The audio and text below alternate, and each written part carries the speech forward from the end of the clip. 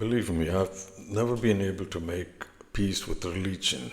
Not that I tried, not because I lacked reverence, but because reverence should never require blindness. And religion asks you to believe blindly without asking questions. And religion, to my mind, felt like a closed room. Answers were given even before the questions had fully formed, and certainty offered where wonder should have been allowed to breathe. And yet, something kept calling from within those very traditions. Not the priests or the doctrines, but the mystics. The ones who leaned so far into the experience of truth that the walls quietly fell away.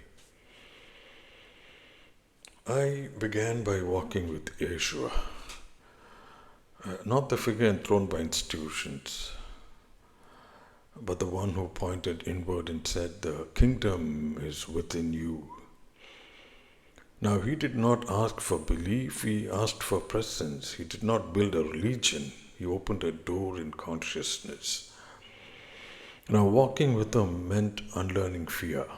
Now, loosening the grip of ego and discovering that love is not a sentiment, but a way of seeing.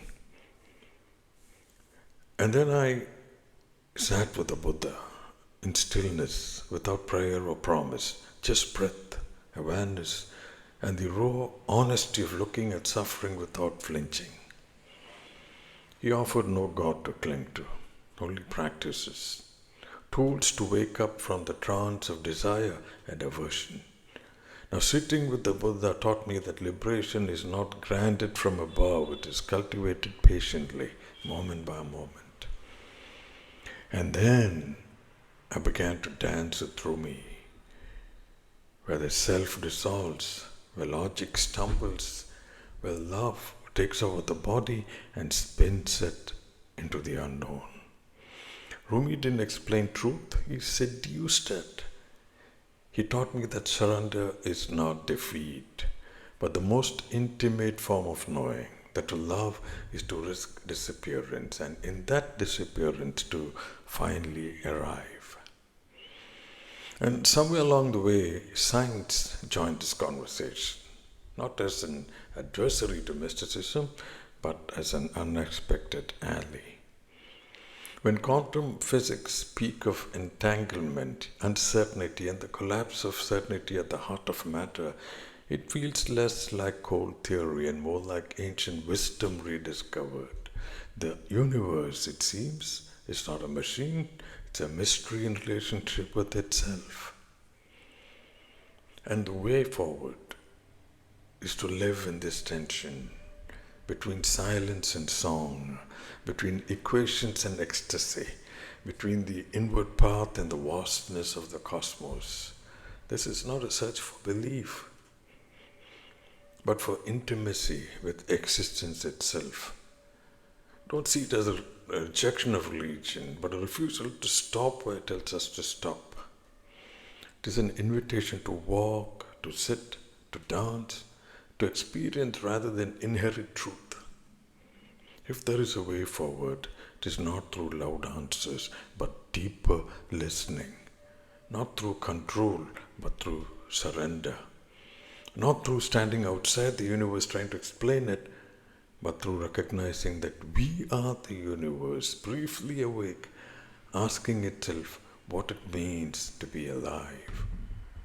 Forget religion, but like I said earlier, don't throw the baby with the bathwater.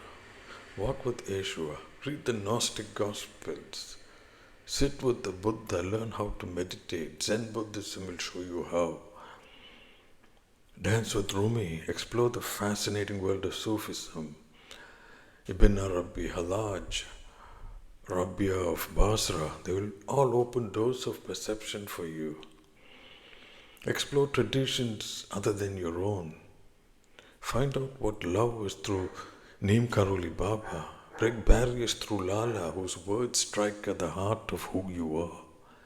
Embrace the mystic traditions. Find your own way. and look at science, not religion, to understand your place in the universe, because science is progressive, religion is regressive.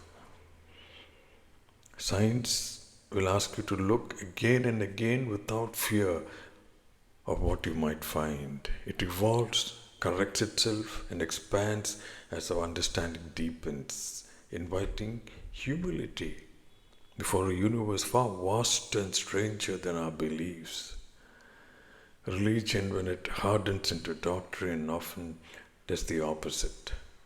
It offers fixed answers, demands obedience, and guards its boundaries by discouraging questions. In doing so, it can shrink the mystery of existence into a closed system. Science, by contrast, hands you the key.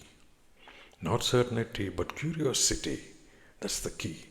Not confinement, but awe. It doesn't tell you who you must be.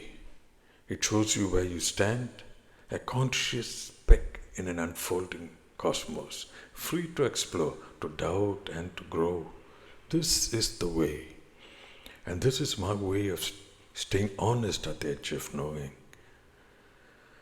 Do share your thoughts in the comments below and join me on the way, because we are all wayfarers walking the path. There is no destination. It's just the walk that matters. Just the walk, just the sitting, just the dance. Thank you.